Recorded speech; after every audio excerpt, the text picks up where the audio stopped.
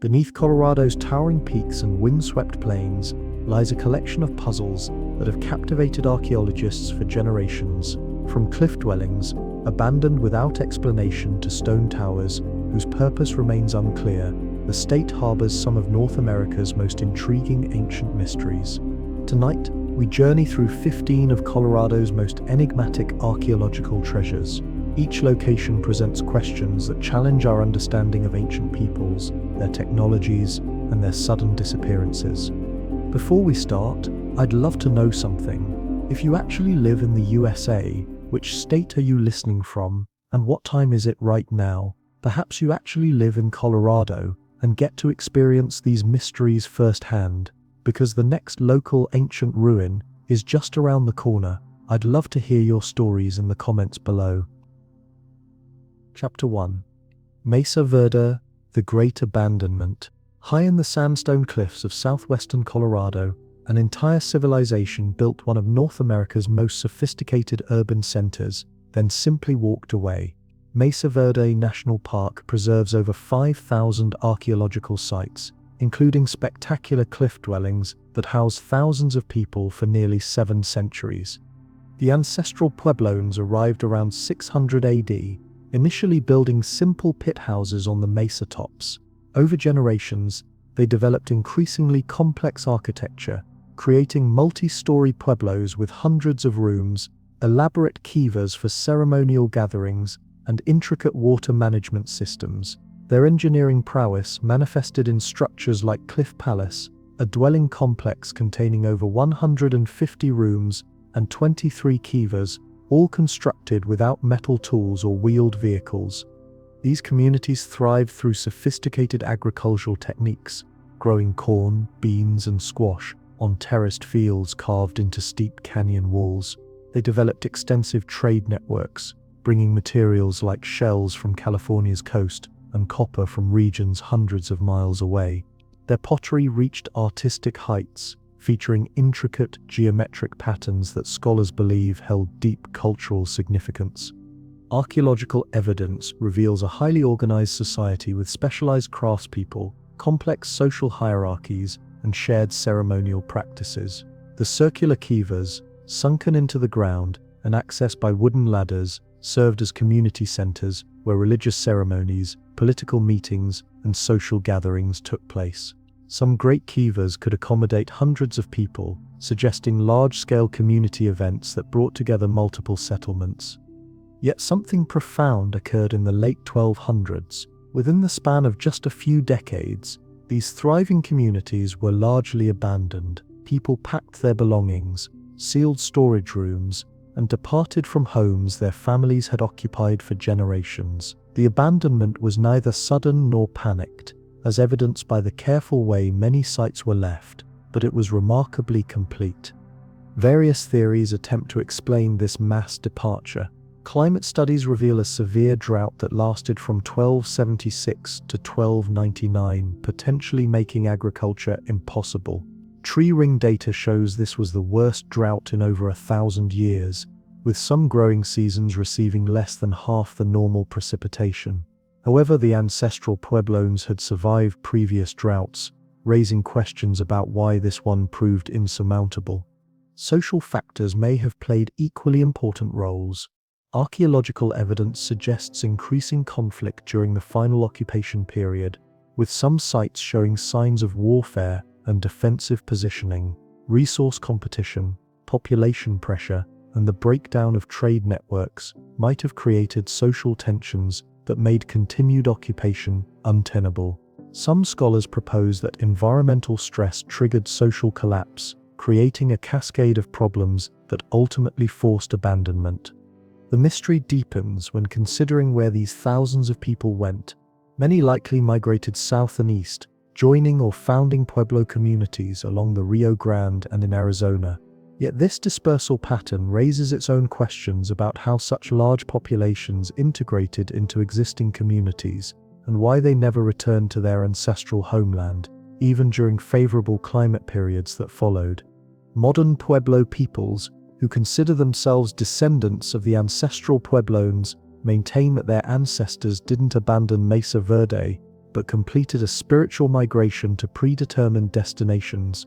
This perspective adds another layer to the mystery, suggesting that factors beyond environmental stress and social conflict may have influenced the decision to leave. Today, Mesa Verde's empty cliff dwellings stand as monuments to human ingenuity and adaptation, yet they also represent one of archaeology's most compelling unsolved puzzles. The question of why a civilization that had successfully adapted to this challenging landscape for 7 centuries would suddenly abandon it entirely continues to generate new research and theories, but a definitive answer remains elusive. Chapter 2: Chimney Rock, the Lunar Observatory. Rising from Colorado's San Juan National Forest, 2 towering sandstone spires create one of the most dramatic archaeological sites in North America. Chimney Rock's distinctive twin pillars, visible from great distances across the Four Corners region, served as far more than mere landmarks for the ancestral Puebloans who built a substantial community in their shadows. Archaeological investigations have revealed a great house complex constructed at the base of these natural monuments around 1076 AD. Unlike typical residential pueblos, this settlement displays characteristics suggesting it served special purposes. The main structure contains 35 rooms arranged in a distinctive layout, with walls built from precisely fitted sandstone blocks and interior features indicating ceremonial rather than domestic use. The most intriguing aspect of Chimney Rock involves its astronomical alignments. The site's builders positioned their structures to frame specific celestial events, particularly the lunar standstill cycle that occurs every 18.5 years. During this phenomenon, the moon reaches its most extreme northern and southern positions in the sky, creating dramatic visual effects when viewed from the Great House. When the lunar standstill occurs, the moon appears to rise directly between the twin spires when viewed from the Great House, creating a spectacular astronomical display.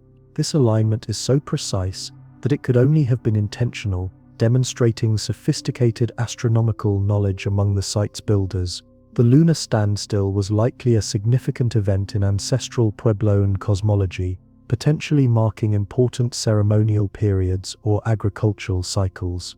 The effort invested in Chimney Rock's construction suggests its importance extended far beyond the local community.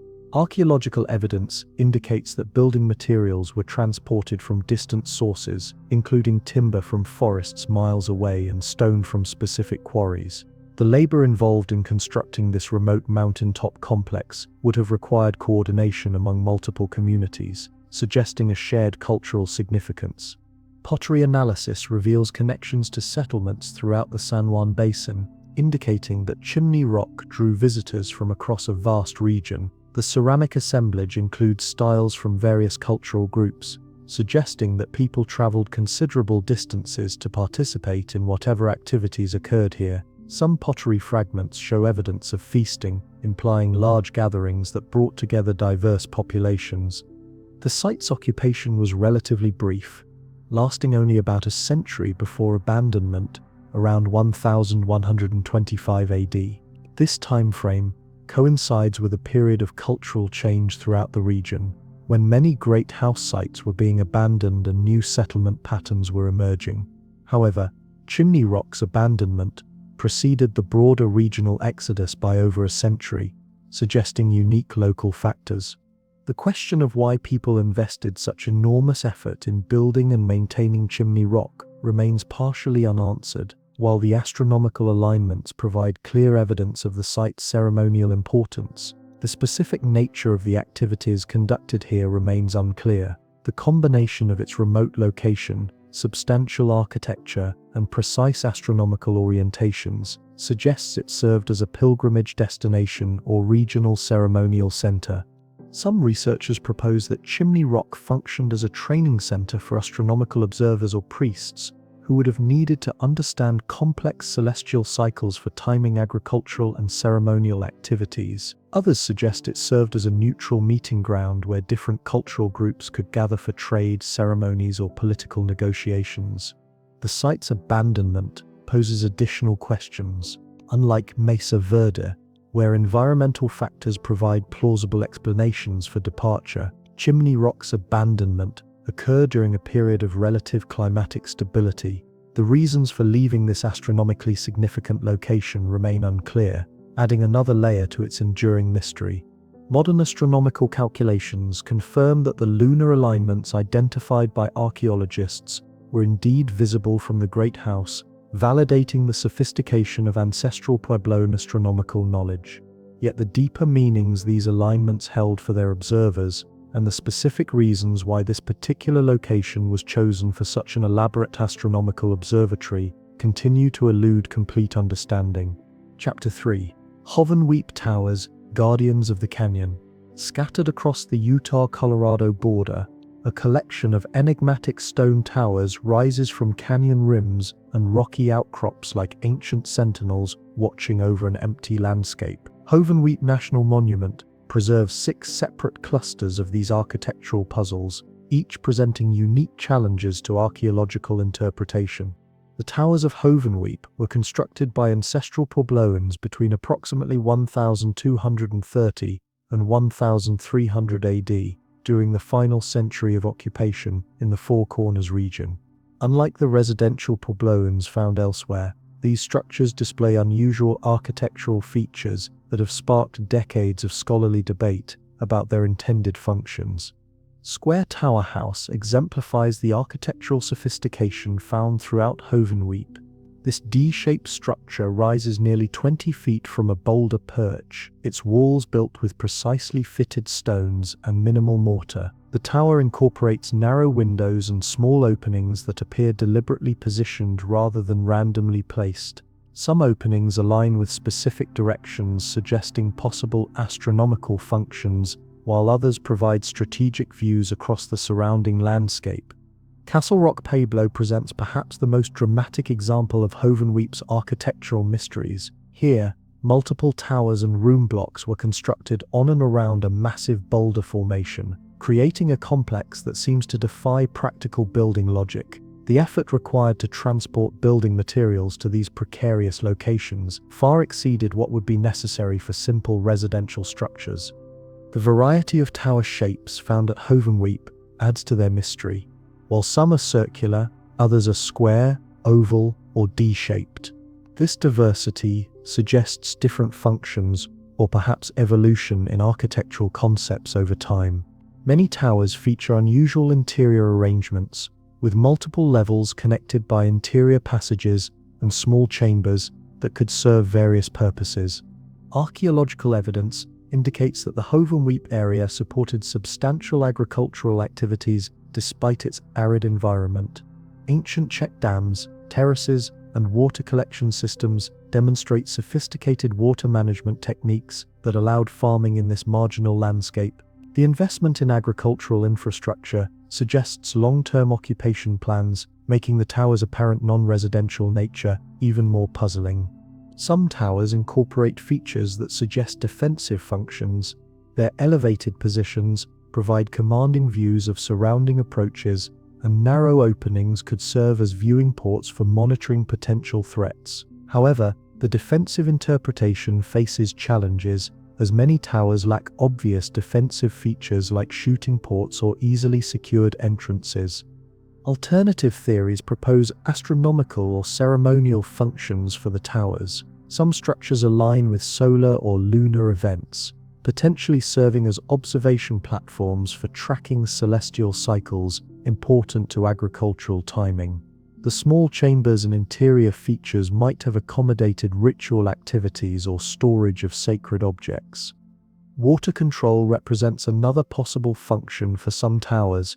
Several structures are positioned near natural water sources or ancient reservoirs, and their proximity to check dams and agricultural terraces suggests possible roles in water management systems. However, this practical explanation doesn't account for the tower's elaborate construction or unusual architectural features. The social organization required to build Hovenweep's towers adds another dimension to their mystery. The construction would have demanded skilled stonemasons, engineering knowledge, and coordinated labor efforts. The decision to invest such resources in structures that appear to serve specialized rather than residential purposes suggests a complex society with surplus labor and shared cultural values. The abandonment of Hovenweep coincided with the broader regional exodus of the late 1300s. Archaeological evidence suggests that departure was gradual rather than sudden, with some areas abandoned before others. The careful way many structures were left, with usable materials removed but basic architecture preserved, indicates planned rather than emergency evacuation. Modern architectural analysis has revealed the sophisticated engineering incorporated into Hovenweep's towers. The builders understood principles of weight distribution, foundation stability, and structural integrity that allowed their constructions to survive 7 centuries of weathering. Yet the specific knowledge systems that guided their architectural decisions remain largely unknown. The towers continue to pose fundamental questions about ancestral Puebloan society. Were they built by specialists with particular architectural knowledge, or did their construction represent community efforts guided by shared cultural traditions? The answers remain elusive, leaving Hovenweep's stone sentinels to guard their secrets through the centuries. Chapter 4: Canyons of the Ancients, the Hidden Civilization. Stretching across 176,000 acres of southwestern Colorado, Canyons of the Ancients National Monument contains the highest concentration of archaeological sites in the United States. This windswept landscape conceals more than 6,000 documented sites, representing nearly 8,000 years of continuous human occupation. The monument's archaeological richness becomes apparent only to trained observers. What appears as empty sagebrush country actually contains thousands of Pueblo ruins, great houses, kivas, and smaller habitation sites. Many remain buried beneath centuries of accumulated soil and vegetation, their presence revealed only by subtle surface features or artifacts exposed by erosion. Great house sites scattered throughout the monument demonstrate the organizational complexity of ancestral Puebloan society during its peak periods. These large, multi-story structures required substantial labor investments and coordinated construction efforts.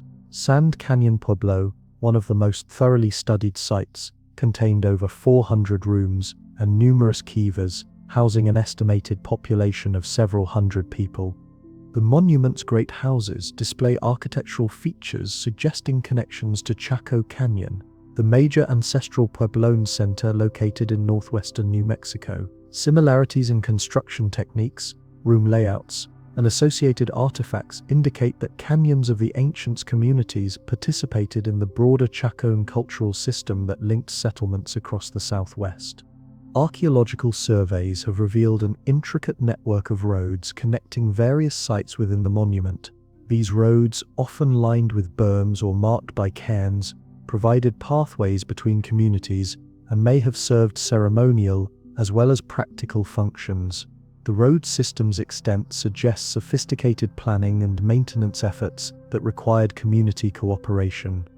The diversity of site types within the monument poses questions about ancient social organization and economic systems.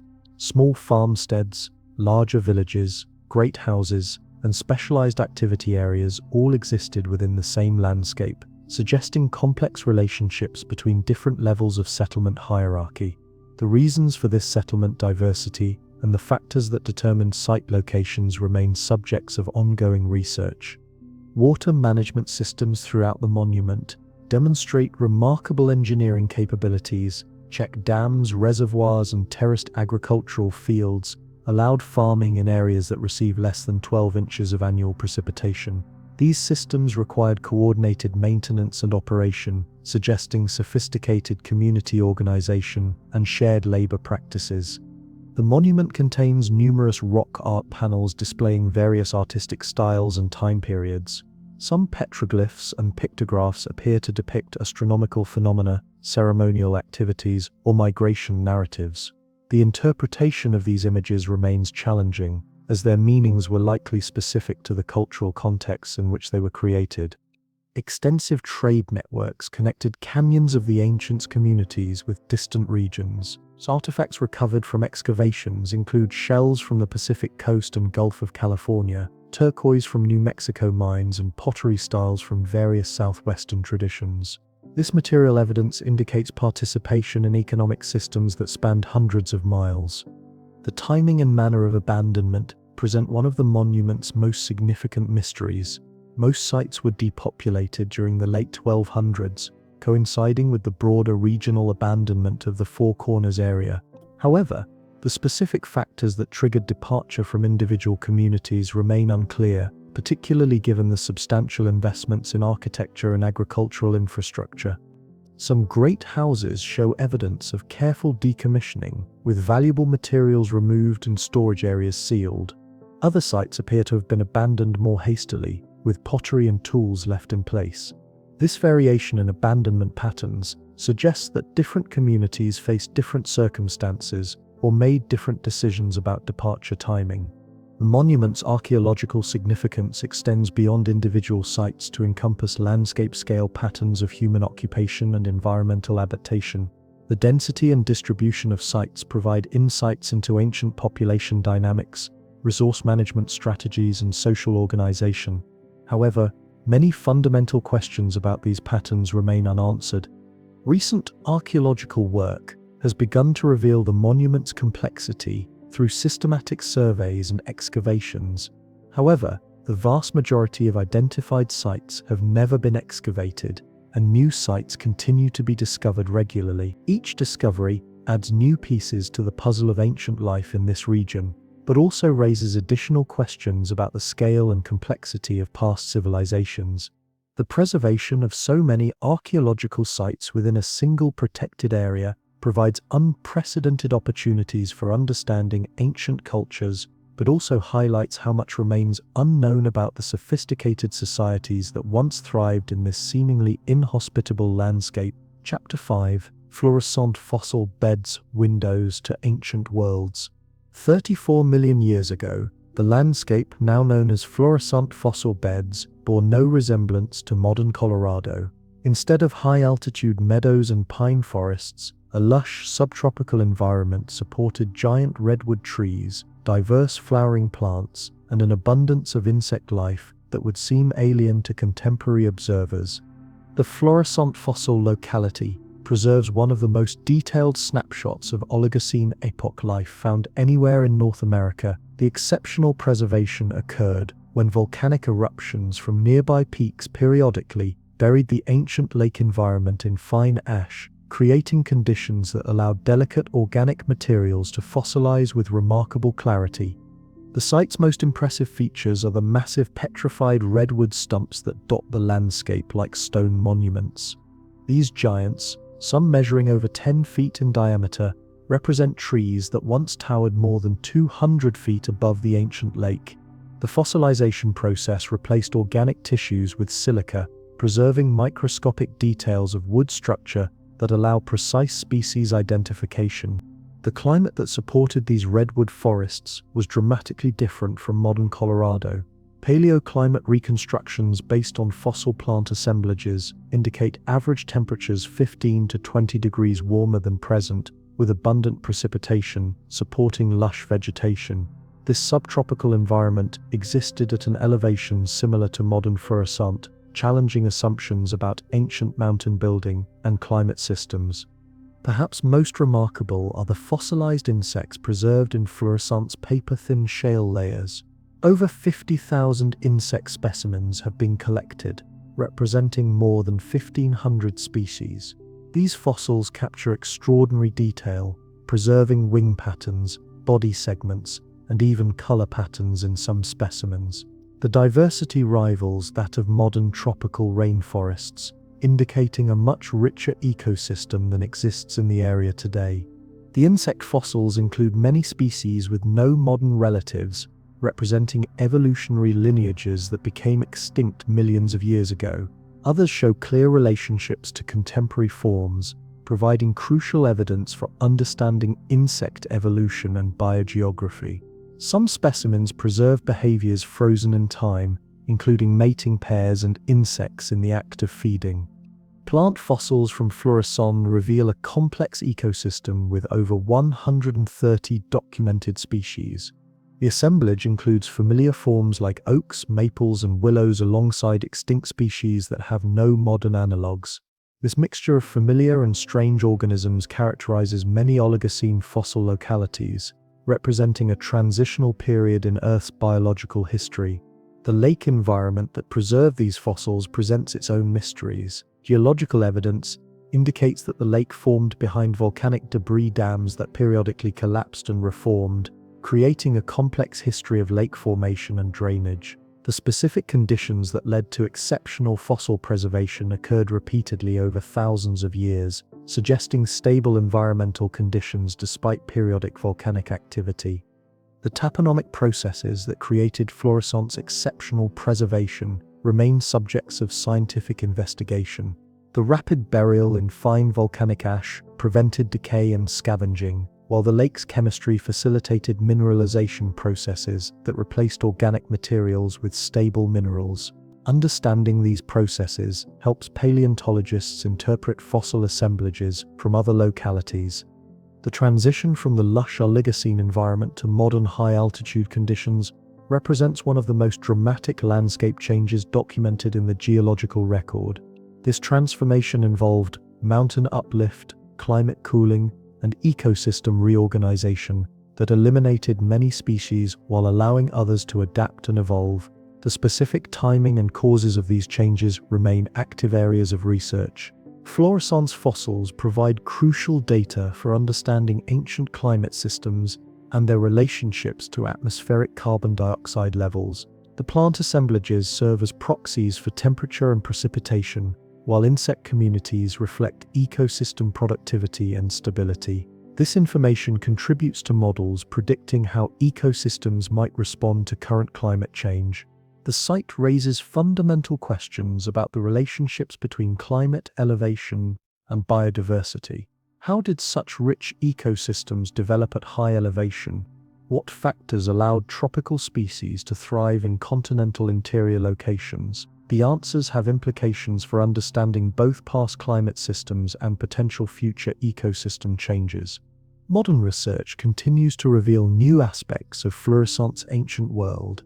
Advanced imaging techniques allow analysis of fossil details invisible to previous generations of researchers, while improved dating methods provide more precise timing for the preserved environments. Each new discovery adds complexity to our understanding of this ancient ecosystem, but also raises new questions about the processes that created and preserved this remarkable fossil record. Chapter 6: Dinosaur National Monument. Deep Time Meets Human Time. Along the border between Colorado and Utah, Dinosaur National Monument preserves a unique intersection of deep geological time and recent human history. The monument's landscapes contain both some of North America's most significant dinosaur fossil deposits and extensive galleries of Native American rock art, creating a remarkable juxtaposition of temporal scales.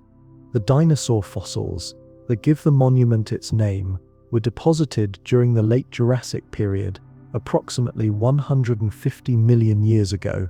During this time, the area lay near sea level in a warm, humid environment dominated by extensive river systems. These rivers transported the remains of dinosaurs and other creatures, concentrating bones in sand and mud deposits that would eventually become the Morrison Formation. The Morrison Formation at Dinosaur National Monument has yielded remains of many iconic dinosaur species, including Allosaurus, Stegosaurus, Camarasaurus, and Diplodocus. The concentration of fossils in certain areas is extraordinary, with some quarry faces containing dozens of articulated skeletons in close proximity. This abundance raises questions about the specific conditions that led to such concentrated preservation. The fossilization process at Dinosaur involved rapid burial of carcasses in river sediments, preventing decay and scavenging. However, the mechanics of how so many large animals ended up in the same deposits remain unclear. Theories include mass mortality events, seasonal drought conditions that concentrated animals near water sources, and hydraulic sorting by flood events that transported bones from upstream locations. The monument's Harper's Corner Road provides access to numerous overlooks where visitors can observe not only geological formations, but also extensive rock art panels created by Native American groups over thousands of years. These petroglyphs and pictographs represent multiple cultural traditions and time periods, creating visual narratives that span millennia of human occupation. The rock art includes representations of human figures, animals, geometric patterns, and abstract symbols whose meanings often remain unclear. Some panels appear to depict astronomical phenomena, seasonal markers, or migration routes, while others may represent spiritual visions, clan symbols, or territorial markers. The interpretation of these images is complicated by the fact that they were created by different cultural groups with varying symbolic systems. The Fremont culture, which occupied parts of the region from approximately 300 to 1300 AD, created many of the monument's most distinctive rock art panels. Fremont petroglyphs often feature anthropomorphic figures with elaborate headdresses, body decorations, and associated animal forms. The specific meanings of these images within Fremont cosmology remain subjects of scholarly debate. Later rock art in the monument includes panels created by Ute peoples who maintained territories in the region into the historic period. Ute rock art often depicts horses and other elements, reflecting contact with European cultures, providing insights into cultural change during the colonial period. However, many Ute panels also contain traditional symbols and motifs with deeper cultural roots. The preservation of rock art alongside dinosaur fossils creates unique opportunities for exploring human relationships with landscapes over vastly different temporal scales. Native American oral traditions often include references to large bones and fossils, suggesting that ancient peoples were aware of and incorporated these remains into their understanding of natural history. The monument's geological history provides the foundation for both its paleontological and archaeological significance. The differential erosion of sedimentary layers created the canyons, ridges, and cliff faces that provided surfaces for rock art creation and natural protection for fossil deposits. Understanding these geological processes is crucial for interpreting both the fossil record and the human occupational sequence. Recent archaeological work in the monument has revealed evidence for human occupation, extending back over 8,000 years. The diversity of cultural materials and site types indicates that the area supported various lifeways over time, from nomadic hunting groups to more sedentary agricultural communities. The factors that attracted different groups to this landscape over such long periods remain subjects of ongoing research. The monument faces ongoing challenges in preserving both its paleontological and archaeological resources. Natural weathering processes that expose new fossils also threaten existing rock art panels, while visitor impacts and vandalism pose additional preservation concerns. Balancing scientific research, cultural preservation, and public access requires careful management planning. The intersection of deep geological time and human cultural time at Dinosaur National Monument provides unique perspectives on environmental change and cultural adaptation. The landscape that preserved dinosaur fossils also supported diverse human cultures, each of which developed different relationships with the natural world. Understanding these relationships across temporal scales offers insights into both past adaptations and contemporary conservation challenges. Chapter 7: Yellow Jacket, Pueblo Mesa, the abandoned metropolis. In the rolling hills near Cortez, Colorado, the remains of Yellow Jacket Pueblo sprawl across nearly 1,800 acres, representing one of the largest archaeological sites in the Mesa Verde region. During its peak occupation in the 1200s AD, this settlement housed an estimated 1,500 to 2,000 people, making it comparable in size to many medieval European cities. The scale of Yellow Jacket Pueblo becomes apparent through its architectural remains. Archaeological surveys have documented over 1,800 individual structures, including residential room blocks, ceremonial kivas, plazas, and specialized activity areas. The site contains more than 60 kivas of various sizes, indicating a rich ceremonial life that brought together multiple community groups. The pueblo's layout suggests sophisticated urban planning, rather than haphazard growth. Large residential blocks were arranged around central plazas, with kivas positioned to serve specific neighborhoods or clans. The organization implies social hierarchies and administrative systems capable of coordinating construction projects and managing community affairs across a substantial population. Archaeological evidence indicates that Yellow Jackets residents engaged in intensive agricultural production to support their large population. Extensive field systems, check dams, and water management features demonstrate efforts to maximize crop yields in a challenging environment. The investment in agricultural infrastructure suggests long-term settlement plans and confidence in the area's productive capacity. The site's material culture reveals participation in extensive trade networks that connected Southwest communities across vast distances. Pottery styles from various traditions, exotic raw materials, and finished goods from distant sources indicate that Yellow Jacket served as a major center for regional exchange systems. The volume of trade goods suggests the community's economic importance extended far beyond its immediate vicinity. Yellow Jacket's great houses display architectural features associated with Chaconne cultural traditions, including massive masonry construction, distinctive room layouts, and precise cardinal orientations. These connections to Chaco Canyon, located over 100 miles to the south, indicate participation in broader cultural movements that linked Southwest communities during the 11th and 12th centuries. The Pueblo's growth trajectory can be traced through ceramic analysis and architectural studies. The earliest occupation dates to approximately 900 AD, with rapid expansion beginning around 1100 AD. Population reached its peak during the 1200s, coinciding with similar growth at other Mesa Verde region sites. The diversity of architectural styles within Yellow Jacket suggests the presence of different cultural groups or social units within the larger community. Some room blocks display construction techniques and layouts characteristic of local traditions, while others incorporate features associated with immigrant populations from different regions. This architectural diversity raises questions about social integration and community organization.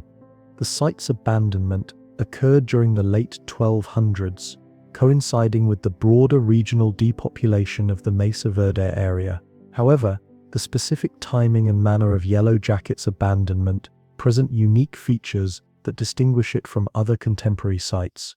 Archaeological evidence suggests a more gradual departure process, with some areas abandoned before others.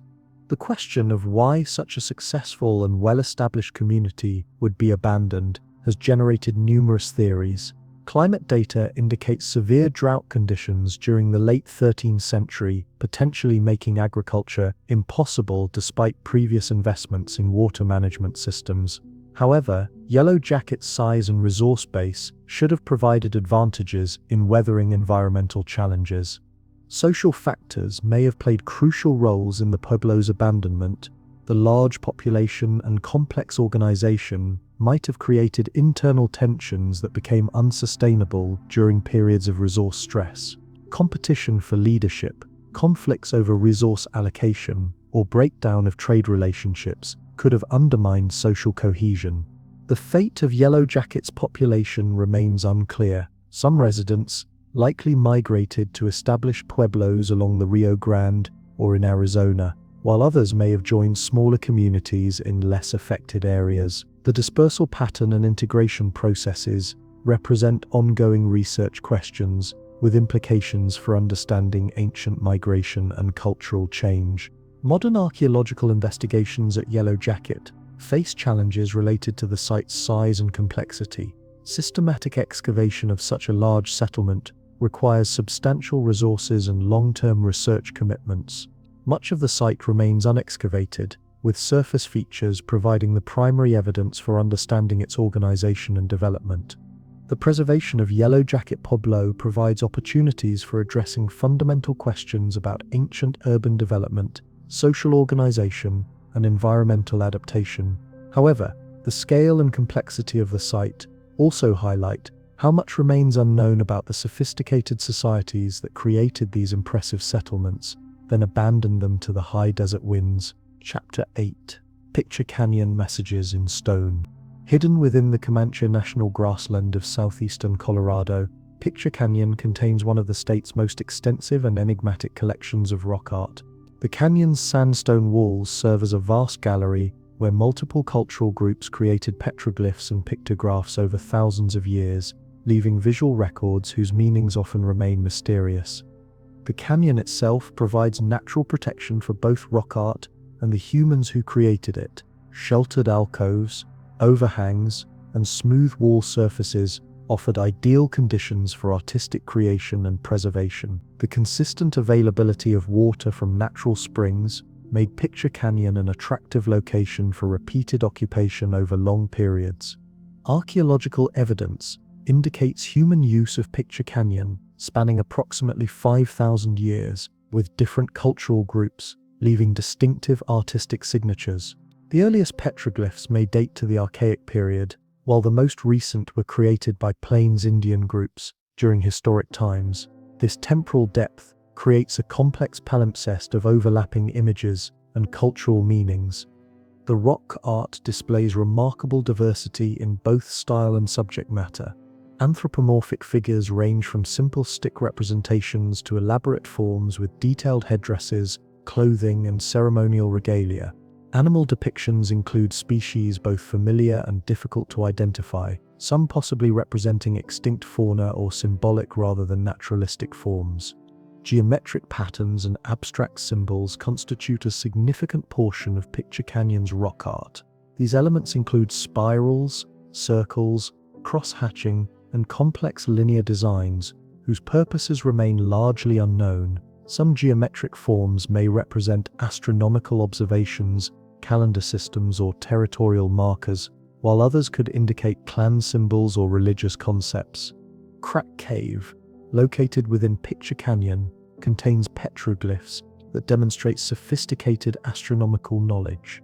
During equinox periods, sunlight entering the cave illuminates specific rock art panels in dramatic fashion, suggesting intentional positioning to create seasonal light displays. The precision of these alignments indicates careful observation of solar cycles and deliberate artistic planning. The pictographs in Picture Canyon were created using mineral pigments that have survived centuries of weathering. Red ochre predominates, but black, white, and yellow pigments also appear in various panels. The preparation and application of these pigments required knowledge of mineral sources, processing techniques, and binding agents that allowed colors to adhere permanently to rock surfaces. Some rock art panels appear to depict narrative sequences or ceremonial activities.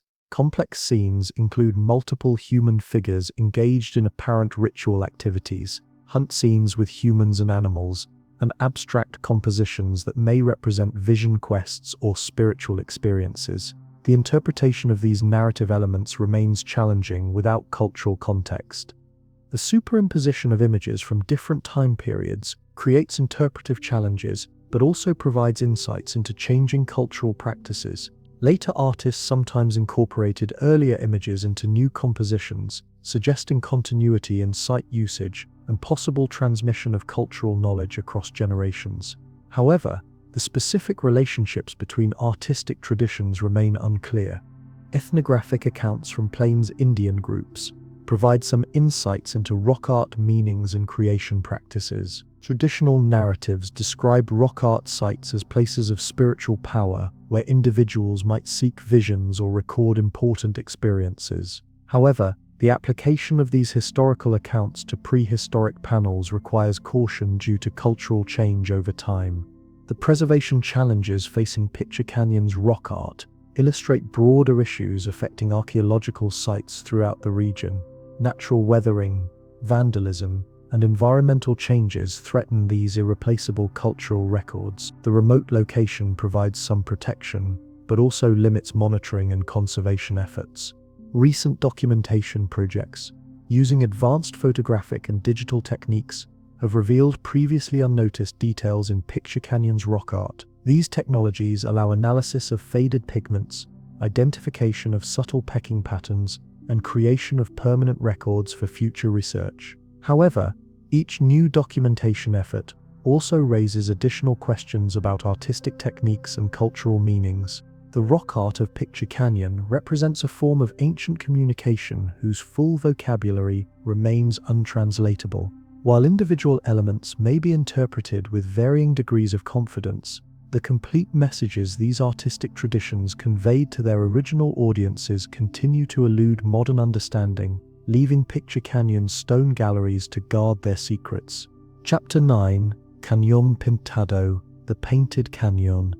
Along a 40-mile stretch of Douglas Creek in northwestern Colorado, the walls of Cañon Pintado display one of the American West's most extensive rock art collections.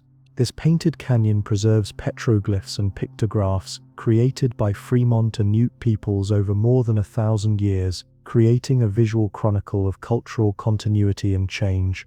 The name Cañon Pintado, meaning painted canyon in Spanish, reflects the prominent visual impact of the rock art that adorns cliff faces throughout the drainage. The canyon's geology provided ideal surfaces for artistic creation, with smooth sandstone walls offering natural canvases protected by overhangs and alcoves.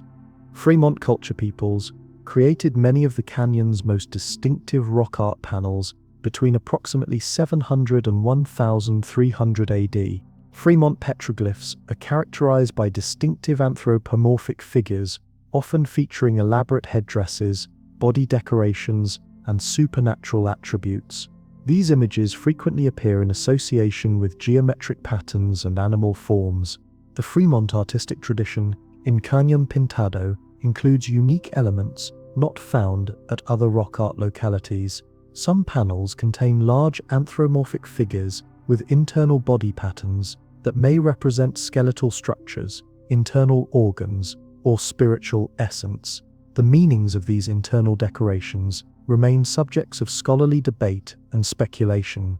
Later Ute rock art in the canyon demonstrates both continuity with earlier traditions and innovations reflecting cultural change. Historic period Ute panels include horses and riders, introduced European elements, and traditional symbols adapted to new circumstances. The temporal overlap and stylistic relationships between Fremont and Ute art raise questions about cultural transmission and territorial succession.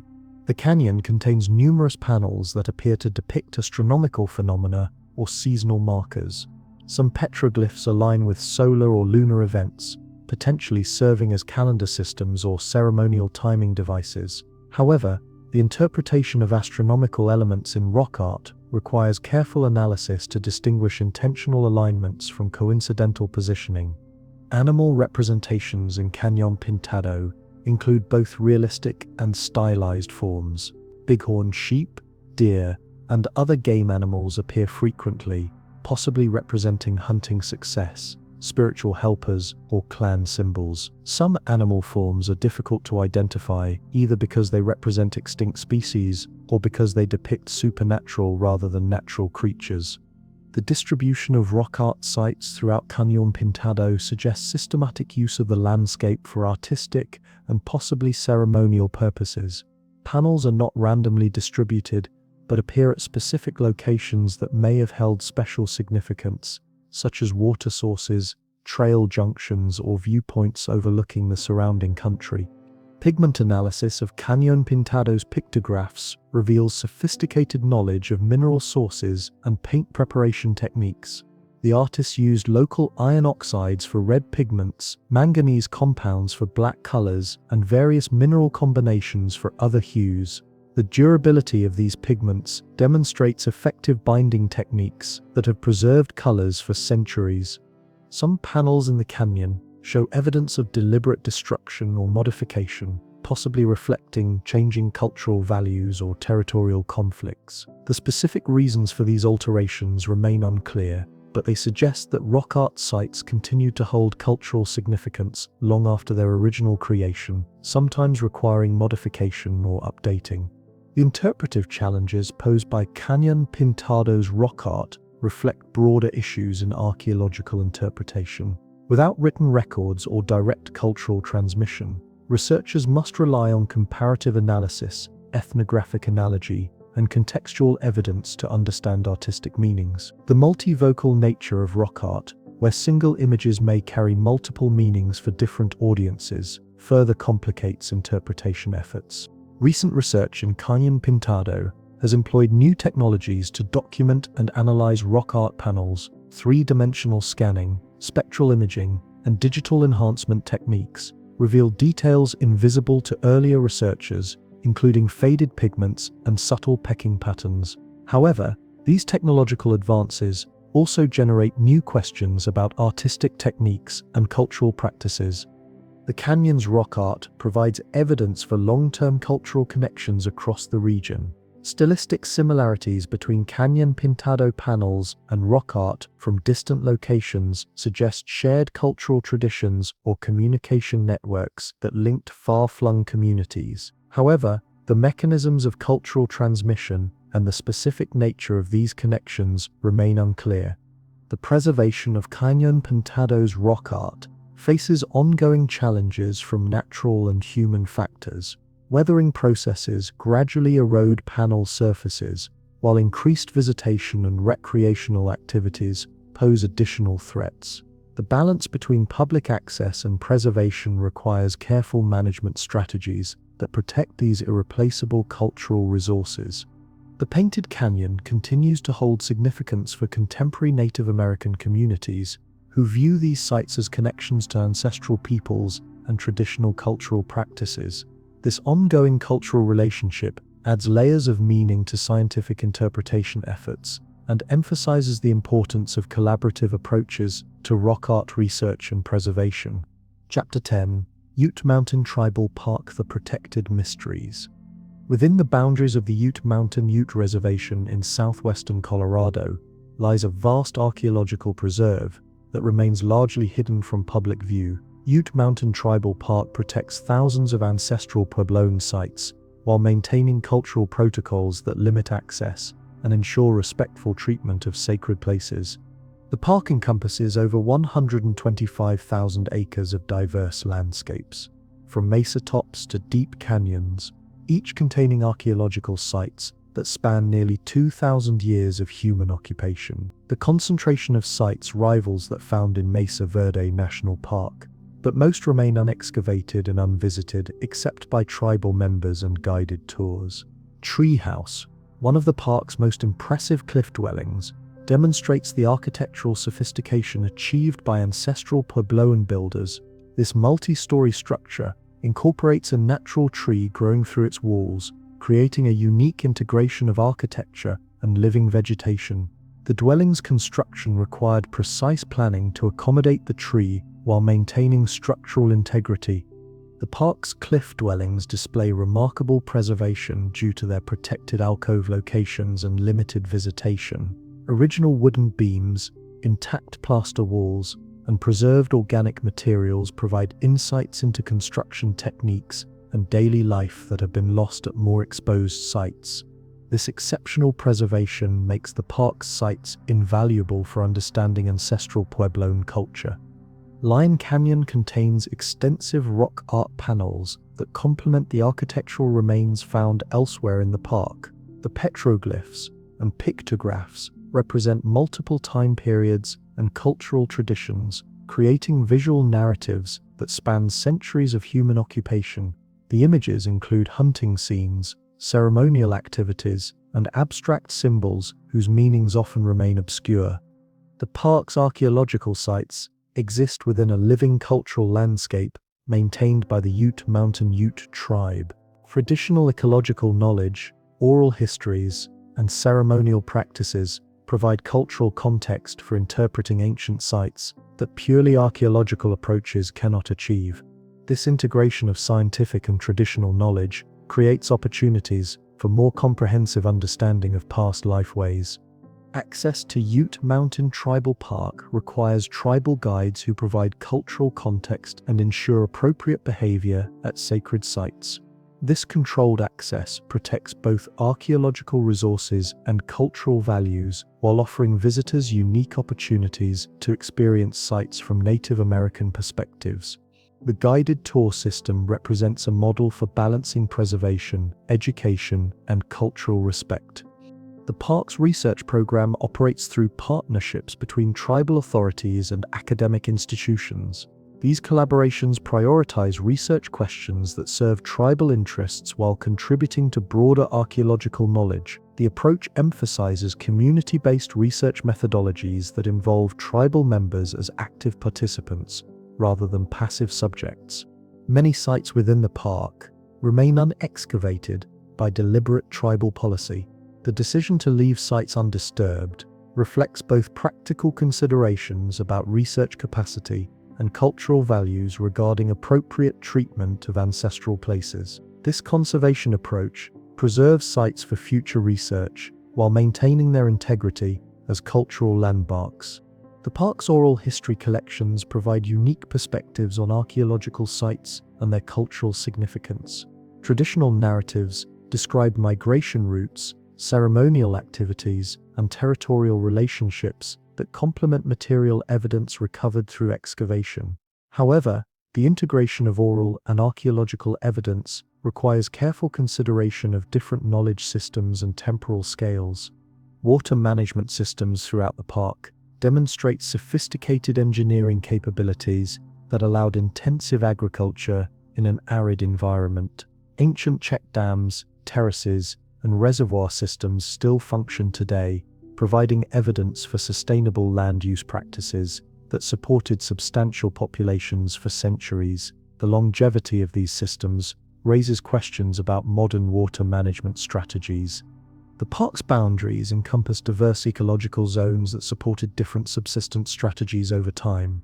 Mesa top locations provided agricultural opportunities, while canyon environments offered hunting grounds and water sources. The diversity of available resources may explain the area's long occupation sequence and high site density. Climate change impacts pose emerging challenges for the park's archaeological resources. Altered precipitation patterns, increased temperatures, and extreme weather events threaten site stability and preservation conditions. Traditional knowledge about environmental cycles and adaptation strategies provides valuable insights for developing response strategies. The park's approach to cultural resource management reflects broader issues in American archaeology regarding tribal sovereignty and collaborative research. The model developed at Ute Mountain Tribal Park influences policies at other sites and demonstrates practical methods for incorporating indigenous perspectives into archaeological practice. The mysteries preserved within Ute Mountain Tribal Park extend beyond individual archaeological sites to encompass questions about cultural continuity, traditional knowledge systems, and appropriate research methodologies. The park's protected status ensures that these mysteries will remain available for future investigation while maintaining their cultural significance for tribal communities. Chapter 11, Lowry Pueblo, the Great House Enigma. Rising from the sagebrush flats of southwestern Colorado, Lowry Pueblo represents one of the most enigmatic great house sites in the Mesa Verde region. This substantial settlement, occupied primarily during the 11th and 12th centuries AD, displays architectural features and site organization that continue to puzzle archaeologists decades after initial investigations. The Pueblo's main structure contains 40 rooms arranged in a distinctive layout that differs significantly from typical residential pueblos. The ground floor features thick walls, limited doorways, and storage rooms that suggest specialized functions rather than everyday domestic activities. Upper story rooms, accessed by ladders, provided living spaces with better ventilation and defensive advantages. Lowry's Great Kiva represents one of the largest ceremonial structures in the region, measuring nearly 48 feet in diameter. The Kiva's construction required sophisticated engineering to span such a large space without internal support posts. The structure incorporates features like floor vaults, wall niches, and a complex ventilation system that demonstrate advanced architectural knowledge. Archaeological investigations have revealed that Lowry Pueblo was constructed in multiple building episodes spanning several generations.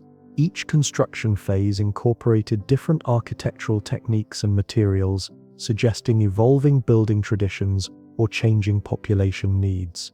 The long construction timeline indicates sustained investment in the site over many decades. The Pueblo's location on a prominent rise provides commanding views across the surrounding landscape, but offers limited access to water sources. The choice to build in such a visible but resource-poor location suggests that factors other than practical considerations influence site selection. Defensive advantages, ceremonial significance, or symbolic value may have outweighed practical limitations. Material culture recovered from Lowry includes pottery styles from various southwestern traditions, indicating extensive trade connections and cultural exchange. Some ceramic vessels show clear influences from Chaco Canyon, while others reflect local Mesa Verde traditions or connections to communities in different directions. This stylistic diversity raises questions about the site's population composition and cultural affiliations. The site's artifact assemblage includes numerous items associated with specialized activities rather than everyday domestic tasks. Unusual tool types, exotic raw materials, and evidence for craft production suggest that Lowry served functions beyond simple residential purposes. The nature of these specialized activities and their relationship to the site's architectural features remain subjects of ongoing research.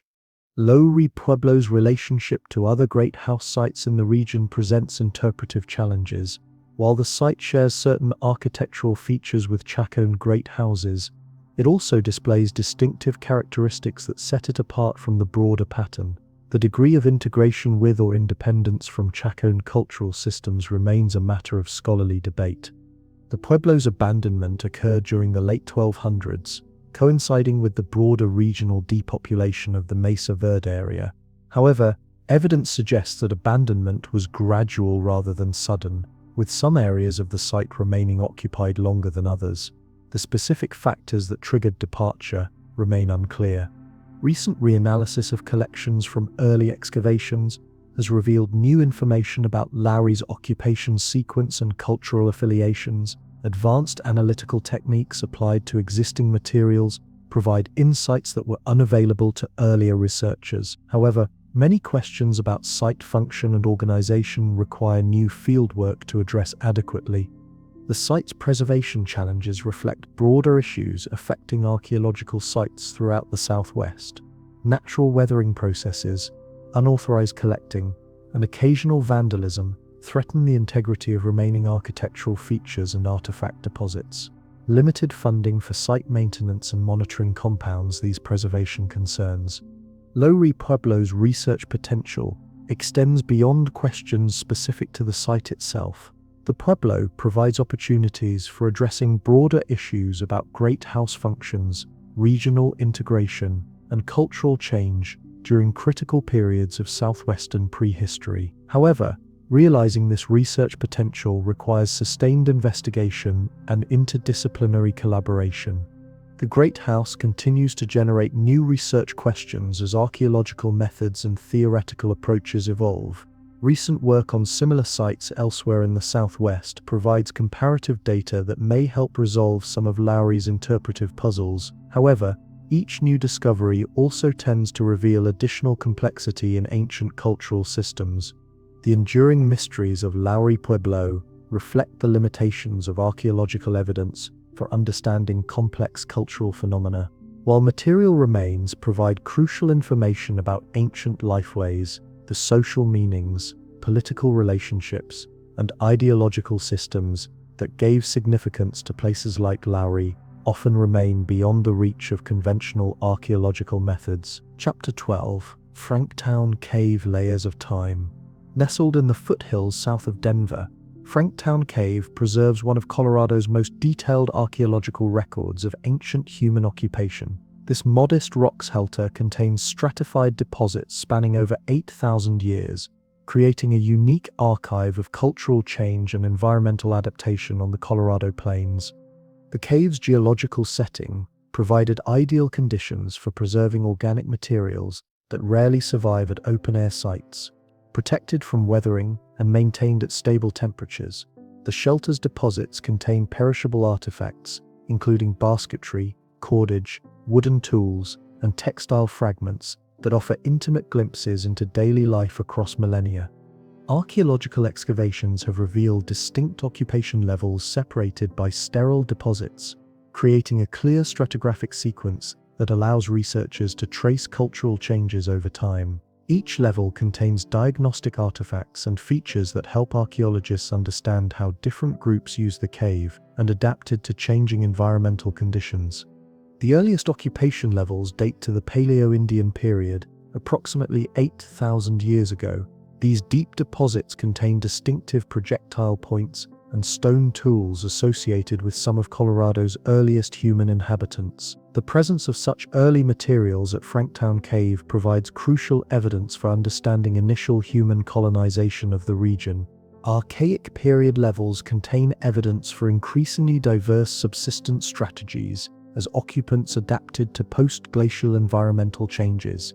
Plant processing tools, varied projectile point styles, and different kinds of hearth features indicate evolving technologies and resource use patterns. The long archaic sequence at Franktown Cave provides detailed information about cultural adaptations during this poorly understood period.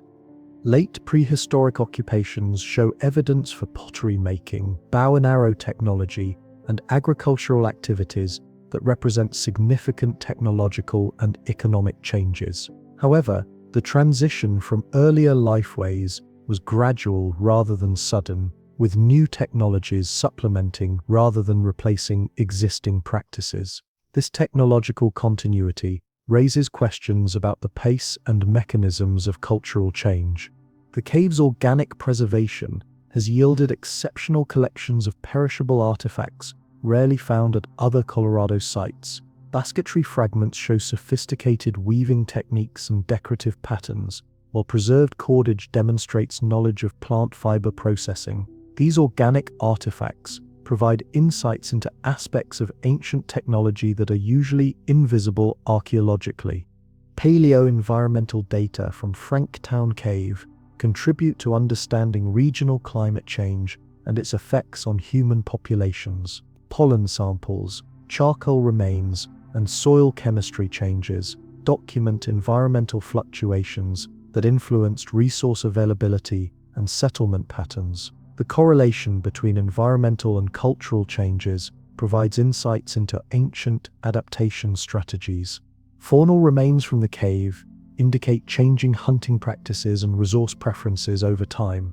Early levels contain bones from now extinct megafauna, while later deposits show increasing reliance on smaller game species and diverse resource bases. These changes reflect both environmental factors and evolving cultural preferences. The cave's location at the interface between mountains and plains positioned its occupants to exploit resources from both ecological zones. Seasonal mobility patterns likely brought different groups to the cave at various times, using it as a temporary base for hunting, plant gathering, or tool manufacture. However, the specific nature of these mobility patterns remains unclear.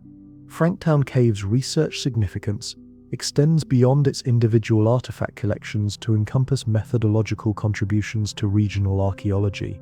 The site's excellent preservation and clear stratigraphy make it a reference point for understanding cultural sequences elsewhere in Colorado. Comparative analysis with other sites helps archaeologists develop regional chronologies and understand broader cultural patterns. Recent reanalysis of materials from the cave using modern techniques has revealed new information about ancient technologies and subsistence practices. Microscopic analysis of stone tools shows evidence for diverse activities including plant processing, hide working, and wood carving. These functional studies provide detailed insights into the range of activities conducted at the site. The cave continues to yield new information despite decades of investigation. Ongoing analysis of existing collections regularly produces discoveries that revise understanding of ancient lifeways and cultural sequences. However, many fundamental questions about site use patterns, seasonal occupation, and cultural relationships require additional research to resolve. The preservation challenges facing Franktown Cave reflect broader issues affecting rock shelter sites throughout Colorado. Unauthorized digging, artifact collecting, and environmental changes threaten these irreplaceable archives of ancient life. The cave's significance for understanding regional prehistory makes its continued protection crucial for ongoing and future research. The mysteries preserved within Franktown Cave extend beyond individual artifacts to encompass questions about cultural continuity, adaptation strategies, and the relationships between environmental change and human behavior. The site's long occupation sequence provides unique opportunities for addressing these broader anthropological questions while contributing to our understanding of ancient life in Colorado. Chapter 13: Tranchera Cave, Archaeological District Echoes from the Plains. Along the remote canyons of the Purgatoire River in southeastern Colorado, a series of caves and rock shelters preserves evidence for human occupation spanning over 10,000 years. The Tranchera Cave Archaeological District contains some of the oldest reliably dated archaeological sites on the Colorado Plains, offering unique insights into the long history of human adaptation to grassland environments. The district encompasses multiple cave and shelter sites distributed along the river canyon, each containing stratified deposits that document changing cultural practices over millennia. The variety of site types and preservation conditions creates opportunities for comparative analysis and understanding of how different locations were used by ancient peoples. Tranchera Cave itself, the largest site in the district, contains deposits reaching depths of over 6 feet, with clear stratigraphic levels representing distinct occupation episodes. Radiocarbon dates from various levels span the entire Holocene period, making this one of the longest continuous archaeological sequences documented on the Great Plains. The earliest occupation levels contain Paleo-Indian materials, including fulsome projectile points dated to approximately 10,500 years ago. These finds place Tranchera among the earliest reliably dated archaeological sites in Colorado and provide crucial evidence for understanding initial human colonization of the Great Plains. The preservation of organic materials associated with these early occupations is particularly significant. Archaic period levels show evidence for diversified hunting and gathering strategies as occupants adapted to changing post-glacial environments. The artifact assemblages include varied projectile point styles, grinding stones for plant processing, and tools associated with hide working. This technological diversity indicates flexible subsistence strategies that allowed successful adaptation to grassland environments. The cave's organic preservation has yielded exceptional collections of perishable materials rarely found at plains sites. Preserved plant remains include seeds, fibers, and wood charcoal that provide direct evidence for ancient diet and resource use. These organic materials offer insights into aspects of plains lifeways that are usually invisible archaeologically. Late prehistoric occupations in the district show evidence for bow and arrow technology, pottery making, and possible agricultural activities. However, these innovations appear to have supplemented rather than replaced existing hunting and gathering practices. The gradual adoption of new technologies raises questions about cultural change mechanisms and the factors that influence technological choices. Seasonal use patterns at Tranchera Cave sites remain subjects of ongoing research. The variety of artifacts and features suggests that the cave served multiple functions over time, possibly including temporary hunting camps, plant processing stations, and winter shelters. However, the specific timing and duration of occupations require additional analysis to determine. The district's location along the Purgatoire River provided access to diverse resources from both riparian and upland environments. The river valley offered water, plant foods, and materials for tool manufacture, while the surrounding plains provided hunting opportunities. This resource diversity may explain the area's long and continuous occupation sequence. Faunal remains from Tranchera Cave sites document changing animal exploitation patterns over time. Early levels contain bones from now extinct species, while later deposits show increasing reliance on modern fauna, including bison, deer, and smaller mammals. These changes reflect both environmental factors and evolving hunting technologies and preferences. The district's archaeological significance extends beyond individual site contents to encompass broader questions about plains adaptation and cultural sequences. The long occupation sequences provide opportunities for understanding how human populations responded to environmental changes over millennial timescales. This information contributes to broader anthropological theories about hunter-gatherer adaptations. Rock art panels associated with some district sites add another dimension to the archaeological record. The petroglyphs include hunting scenes, geometric patterns, and abstract symbols that may relate to ceremonial activities or territorial marking. However, the relationship between rock art and the cave occupations remains unclear. Recent research in the district has employed new analytical techniques to extract additional information from existing collections. Stable isotope analysis of bone and plant remains provides insights into ancient diets and environmental conditions, while microscopic analysis of stone tools reveals evidence for diverse functional activities. These studies continue to expand understanding of ancient lifeways. The preservation challenges facing Tranchera Cave sites reflect broader threats to archaeological resources on public lands. Remote locations provide some protection from vandalism, but also limit monitoring and maintenance efforts. Natural weathering processes and occasional flooding pose additional threats to these irreplaceable archives of Plains prehistory. The mysteries preserved within the Tranchera Cave archaeological district encompass fundamental questions about human adaptation to grassland environments, cultural continuity over millennial timescales, and the relationships between environmental change and technological innovation. The district's exceptional preservation and long occupation sequences ensure its continued importance for addressing these broader anthropological questions. Chapter 14: Paint Mines, the Colored Earth Enigma. In the rolling prairie east of Colorado Springs, a landscape of multicolored spires and hoodoos creates one of the most visually striking archaeological districts in Colorado. The Paint Mines Interpretive Park preserves both unique geological formations and evidence for thousands of years of human use focused on extracting mineral pigments from the rainbow-colored clays.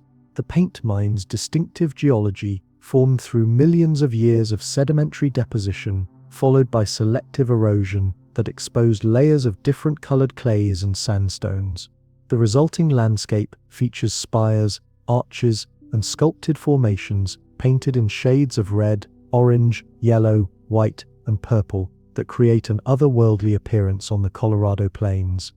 Archaeological evidence indicates that Native American groups recognized the area's unique mineral resources and exploited them for pigment production over approximately 9,000 years.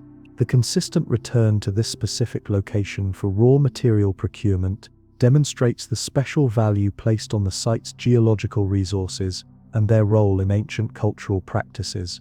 The mineral extraction process involves sophisticated knowledge of geology and pigment preparation techniques. Ancient miners identified specific clay layers with desired color properties and developed methods for extracting, processing, and preparing pigments suitable for various applications. The technical knowledge required for successful pigment production indicates specialized craft traditions. Excavations at quarry sites have revealed evidence for organized mining activities, including digging tools, processing areas, and waste deposits from pigment preparation. The scale and organization of these activities suggest that paint mines served not only local needs, but also supplied pigments for trade to distant communities throughout the region. The pigments extracted from paint mines appear in rock art, pottery decoration, hide painting, and body ornamentation found at archaeological sites across Colorado and adjacent states. The wide distribution of paint mines materials indicates extensive trade networks that move these specialized products far from their source. However, the specific mechanisms of pigment distribution remain unclear. Different colored clays at the site required different extraction and processing techniques. Red and yellow ochres could be used directly after grinding, while other colors required heating, mixing, or chemical treatment to achieve desired properties. The diversity of processing techniques indicates accumulated knowledge about mineral properties and pigment chemistry. The cultural significance of paint mines extended beyond its practical value as a pigment source. Many Native American groups consider colored clays to have spiritual properties and use them in ceremonial contexts. The site's unusual geological features and rich colors may have enhanced its sacred significance, and contributed to its continued use over millennia. Archaeological surveys have documented numerous campsites and activity areas associated with paint mines visits. These sites contain evidence for tool manufacture, hide processing, and other activities conducted while groups were engaged in pigment extraction. The variety of associated activities suggests that visits to paint mines involved more than simple resource procurement. Seasonal use patterns at paint mines remain subjects of ongoing research. The timing of visits may have been influenced by weather conditions, ceremonial calendars, or integration with other economic activities. Understanding these patterns requires analysis of site formation processes and artifact distributions that can indicate seasonal activities. The site's preservation faces challenges from both natural and human factors. Erosional processes that created the distinctive geological features continue to modify the landscape, potentially destroying archaeological deposits. Increased recreational use and unauthorized collecting pose additional threats to both geological and cultural resources. Recent geological studies have enhanced understanding of the formation processes that created paint mines' unique landscape. The specific combination of sedimentary deposition, groundwater chemistry, and erosional patterns required for creating the site's distinctive features is rare, helping explain why similar pigment sources are uncommon elsewhere in the region. Modern analytical techniques applied to paint mines' pigments have revealed their complex mineralogical compositions and the sophisticated processing techniques used by ancient peoples. X-ray diffraction and chemical analysis show that prehistoric pigment preparation often involved mixing multiple mineral sources to achieve specific colors and working properties.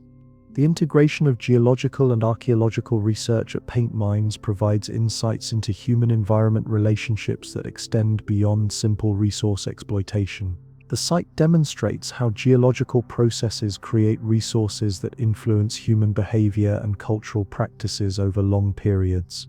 This integration offers models for interdisciplinary approaches to understanding ancient lifeways.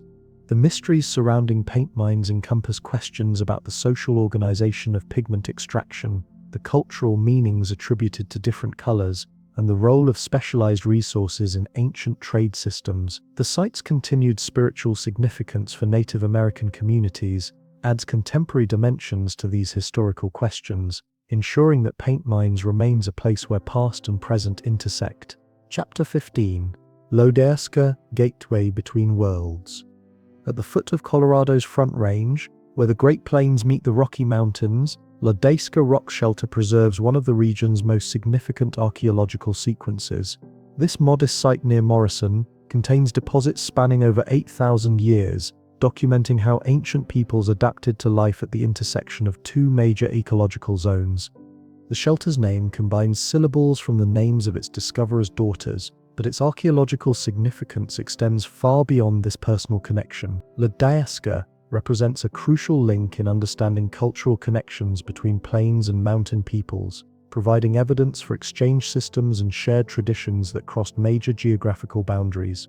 Archaeological excavations revealed stratified deposits reaching depths of nearly 8 feet, with distinct levels representing different occupation episodes. The clear stratigraphic sequence allows researchers to trace technological and cultural changes over millennia, creating a detailed record of human adaptation to changing environmental conditions. The site's location provided unique advantages for its ancient occupants. The shelter offered protection from weather while providing access to diverse resources from both mountain and plains environments. Seasonal mobility patterns likely brought different groups to the site throughout the year, taking advantage of varied resource availability across elevation zones. Early occupation levels contain Paleo-Indian materials, including distinctive projectile points and stone tools associated with some of Colorado's earliest human inhabitants. The presence of these materials at Lodessa provides crucial evidence for understanding initial human colonization patterns and the relationships between early plains and mountain populations. Archaic period deposits show evidence for increasingly sophisticated hunting and gathering technologies as occupants adapted to post-glacial environmental changes. The artifact assemblages include diverse projectile point styles, plant processing tools, and evidence for hide working that indicate flexible subsistence strategies adapted to resource variability. The rock shelter's exceptional preservation conditions have yielded organic materials rarely found at other Front Range sites. Preserved plant remains, wood charcoal, and fiber fragments provide direct evidence for ancient diet and technology. These organic materials offer insights into aspects of ancient lifeways that are usually invisible archaeologically.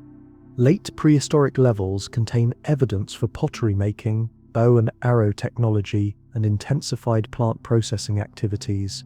However, these innovations appear to have been integrated into existing cultural systems rather than representing complete technological replacements. The gradual nature of these changes raises questions about the mechanisms of cultural innovation and adoption. Faunal remains from Lodessa document hunting practices that exploited both mountain and plains animal populations. The bone assemblages include remains from deer, elk, bison, and smaller mammals that indicate diverse hunting strategies adapted to different seasons and environmental conditions. This diversity reflects the site's strategic location between ecological zones. The stone tool assemblages from Lodessa include materials from distant sources, indicating extensive trade connections and mobility patterns. Raw materials from the Colorado Mountains, Wyoming sources, and Great Plains localities suggest that the site's occupants participated in far-reaching exchange networks that moved materials across major geographical boundaries. Lodessa's research significance extends beyond its individual archaeological contents to encompass broader questions about cultural boundaries and interaction systems. The site provides crucial evidence for understanding how geographical barriers like mountain ranges influenced or failed to influence cultural development and exchange systems. Recent reanalysis of Lodessa collections using modern techniques has revealed new information about ancient technologies and resource use patterns. Microscopic analysis of stone tools shows evidence for diverse functional activities, while stable isotope analysis of bone remains provides insights into ancient diets and mobility patterns. The site's preservation challenges reflect broader issues affecting rock shelter sites throughout Colorado. Unauthorized disturbance, artifact collecting, and environmental changes threaten these irreplaceable archives of ancient life.